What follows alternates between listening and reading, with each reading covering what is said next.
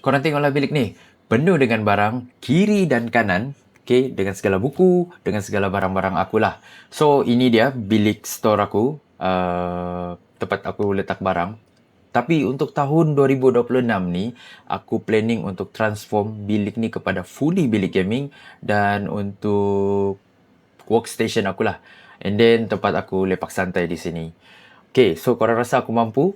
Okay, so untuk video kali ni, just enjoy progress aku slowly. Ini adalah first step aku untuk transform bilik ni. Okay, let's go!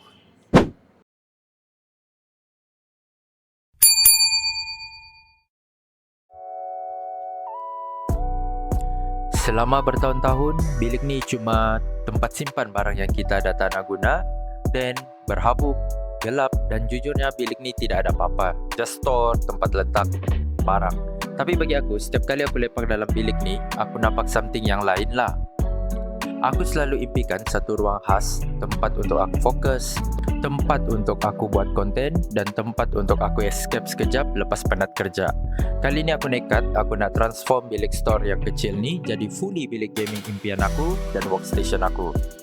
Oh ya, aku Azza Jeffrey, selamat datang ke channel aku, dan ini adalah video pertama aku untuk transform bilik store ni di YouTube channel. Aku dah lama nak start buat video, tapi aku selalu cakapkan diri sendiri, tunggulah setup cantik dahulu. And then akhirnya aku sedar, kenapa tak aku rakam je proses pindah setup tu dari awal progress. Proses ini tak mudah, aku kena tapis mana barang nak buang, mana nak simpan. Aku nak buat rack bahagian atas ni, dan kat sini untuk aku letak barang-barang yang aku masih guna lah.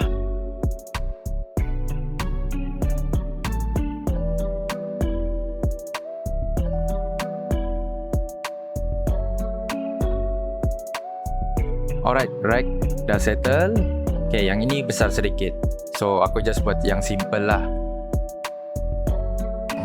Okay, jom kita sambung proses first step kita.